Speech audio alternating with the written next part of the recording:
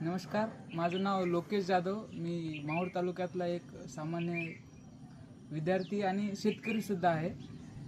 राजूरकर साहेबांच्या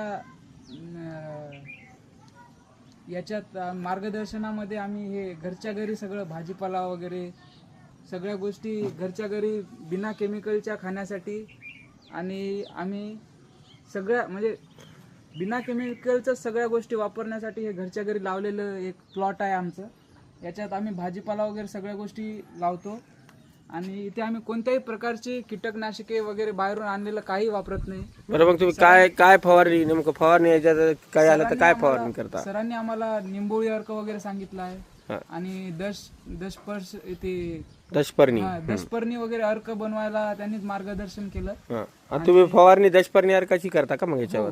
आम्ही याच्यात दशपर्णी अर्काचीच फवारणी करतो. निंबोळी अर्काची करता? निंबोळी अर्काची आणि वर्मी कंपोस्ट वगैरे आम्ही कंटिन्यू वापरतो. बरं बरं बरं, मला सांगा दशपर्णी अर्काची तुम्हाला संकल्पना कशी कळाली, कुठून कळाली तुम्हाला? हे आम्हाला साहेबाकडूनच कळाले आणि साहेबांनी सांगितलं आम्हाला की तुमची जागा वगैरे खाली आहे तर त्याच्यावर हे गोष्ट आपण चांगल्या पद्धतीने घरच्या घरी बनवू शकता आणि या गोष्टी समजा करू शकतो आपण. बरं, मग मला सांगा तुम्ही आता किती वर्षापासून चालू केलेलं आहे? 2.5 ते 3 वर्ष झाले आहे. बरं, आम्ही इथं बैलासाठी वगैरे गवत लावलं आहे आणि सगळं भाजीपाला लावला आहे आणि फ्रुट्सचे झाड लावलेले आहे. अंजीर, जाम, डाळिंब वगैरे लावली आहे इथं.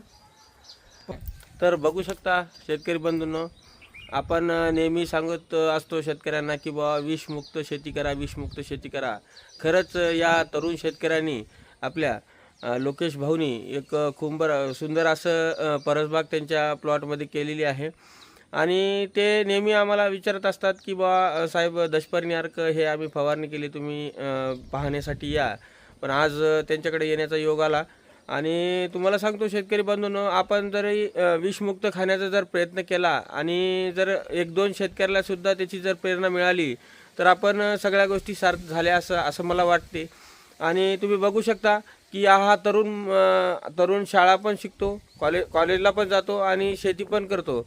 याने सुंदर अशी परसबाग तयार केलेली आहे आणि जवळपास किती वर्षापासून तुम्ही? 3 वर्षापासून.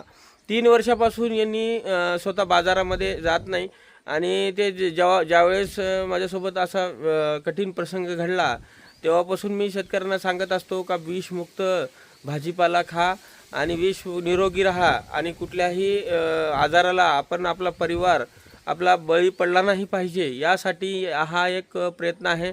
मला असं वाटतं की या माझ्या प्रयत्नाला सुरुवात छान झालेली आहे आणि अजून पण मला बरेचसे